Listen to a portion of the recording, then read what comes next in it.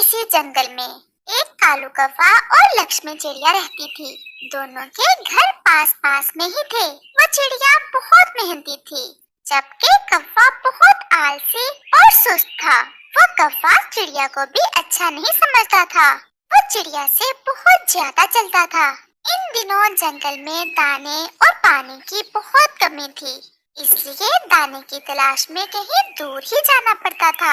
ऐसे ही एक दिन चिड़िया और कौवा एक ही दिशा में दाना ढूंढने चले जाते हैं। काफी दूर जाकर उन्हें एक जगह पर गंदम के दाने दिखाई देते हैं। वो दोनों एक ही साथ दाने के पास नीचे उतरते हैं। ये मेरे दाने हैं, इन पर पहले मेरी नजर पड़ी है, इसलिए मैं ही इनको खाऊंगा।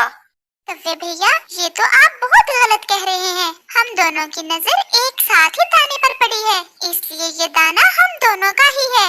कौवे को भी इस बात का इल्म तो था कि उस दाने पर उसकी और चिड़िया की नजर एक साथ ही पड़ी थी, लेकिन फिर भी वो चालाकी कर रहा था कि शायद सारा दाना ही उस अकेले का हो जाए। लेकिन चिड़िया भी अपनी बात पर डटी रही और फिर कौवा भी मान ही जाता है। चिड़िया, तुम भी क्या याद रखोगी? चलो मैं तुम्हें आधा दाना दे ही देता हूँ। कौवे भैया, वैसे मेरे पास एक आइडिया है। कहो चिड़िया, क्या आइडिया है? कौवे भैया, तुम तो जानते हो कि इन दिनों हमारे जंगल में दाने की कितनी ज्यादा कमी है। हम क्यों ना ये गंदम के दाने काश्त कर लें, इस तरह हमें भोजन की कोई कमी नहीं रहेगी। वैसे काम तो थोड़ा मुश्किल है, लेकिन चलो अगर तुम कहती हो तो मान लेता हूँ। लेकिन जब फसल तैयार होगी तो मैं तुमसे थोड़ा ज्यादा हिस्सा लूंगा। कौवे भैया, अभी फसल तो तैयार हो जाए, तुम हिस्सा भी ले लेना। चलो अब हम चलते हैं, शाम भी होने वाली है। हम जाकर अभी इस दाने को बो देते हैं। और फिर कालू कौवा और लक्ष्मी चिड़िया वो दाने लेकर अपने घरों की तरफ वापस चले जाते हैं। वो जाकर पहले जमीन नरम करते हैं और फिर वो दाना बो देते हैं और फिर नदी से पानी लाकर अपनी फसल को दे देते हैं। वो दोनों अंधेरा होने से पहले पहले अपना काम खत्म कर लेते हैं और फिर अपने अपने घोंसले में जाकर सो जाते हैं। वो दोनों ही बहुत मेहनत करते हैं और फिर आखिर वो दिन आ ही गया कि जब फसल पककर तैयार हो गई। कौवे भैया, अब हमारी फसल तैयार हो चुकी है, अब हमें फसल को बांट लेना चाहिए। हाँ हाँ चिड़िया, मैं भी यही सोच रहा हूँ, हमें अब फसल बांट लेनी चाहिए। लेकिन तुम्हें मेरी बात याद है ना कि मैं हिस्सा तुमसे ज्यादा लूंगा। कौवे भैया, हम दोनों ने बराबर की मेहनत की है और हमारी फसल भी बहुत अच्छी तैयार हुई है। हम दोनों को ही बहुत अच्छा हिस्सा मिल जाएगा। चिड़िया, मेरे सामने ज्यादा चू चू करने की कोशिश न करो, वरना मैं अभी अपनी चील दोस्त को लेकर आता हूँ। फिर तो तुम अपने थोड़े हिस्से से भी जाओगी। तुम्हारे लिए यही बेहतर है कि मान जाओ। चिड़िया बेचारी बहुत मासूम थी। वो कौवे की बात सुनकर डर जाती है और कौवे की बात मान लेती है। कौवा एक पोटली में थोड़े से दाने डालकर चिड़िया को दे देता है और उसे भगा देता है। आई बड़ी मुझसे बराबर का हिस्सा लेने वाली। मैं तो अपनी फसल कुछ दिनों के बाद ही काटूंगा, अभी इसका दाना थोड़ा और मोटा हो जाए। मुझे उस कौवे के साथ मिलकर काम करना ही नहीं चाहिए था। अब मैं इतने से दानों का क्या करूं? मैं क्यों ना अपने इस पेड़ के नीचे ये दाने फिर से बो दूं।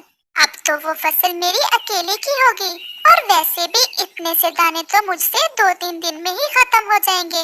और अगर मैंने इनको फिर से बो दिया तो मेरे पास पूरे साल भर का भोजन जमा हो जाएगा। और फिर चिड़िया ऐसा ही करती है। वो अपने पेड़ के नीचे खाली जमीन पर वो गंदम के दाने दोबारा बो देती है।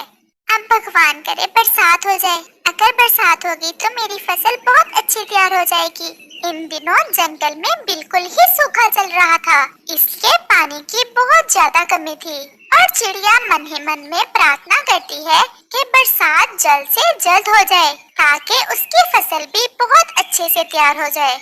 दूसरी तरफ कौवा अपनी सुस्ती की वजह से अभी तक फसल नहीं काट रहा था। ऐसे ही कुछ रोज और गुजर जाते हैं और फिर एक सुबह काले बादल आ जाते हैं और साथ में जोरदार बारिश भी शुरू हो जाती है।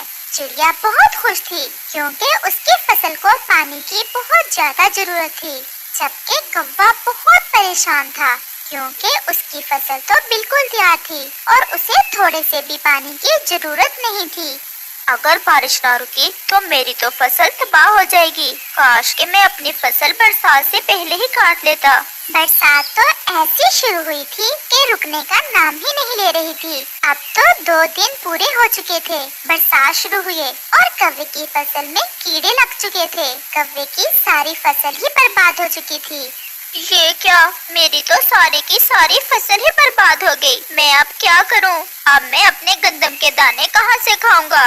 एक तरफ कालू कौवा अपनी फसल के बर्बाद होने पर रो रहा था और साथ ही चिड़िया से बहुत शर्मिंदा भी था। दूसरी तरफ लक्ष्मी चिड़िया बहुत खुश हो रही थी क्योंकि उसकी फसल बहुत अच्छी तैयार हुई थी। अब मैं अपने घोंसले में आराम से बैठकर दाना खाती रहूंगी। मेरी फसल तो बहुत अच्छे से तैयार हो गई है। फिर कौवा भी चिड़िया के पास आता है। चिड़िया, मुझे माफ कर दो। मुझे मेरे किए की सजा मिल गई। मेरी सारी फसल ही बर्बाद हो गई है। वो चिड़िया बहुत दयालु थी। कौवे को रोता देखकर चिड़िया को कौवे पर बहुत दया आती है। कौवे भैया, तुम मत रो। तुम भी मेरी फसल में से मेरे साथ जब चाहो जितना चाहो खा सकते हो। चिड़िया, सच में तुम बहुत महान हो। तुम्हारे जैसा मन किसी और का नहीं हो सकता। और फिर कौवा भी चिड़िया की फसल में से दाना लेकर खाता रहता है। इस कहानी से हमें सीख मिलती है कि लालच नहीं करना चाहिए क्योंकि लालच बुरी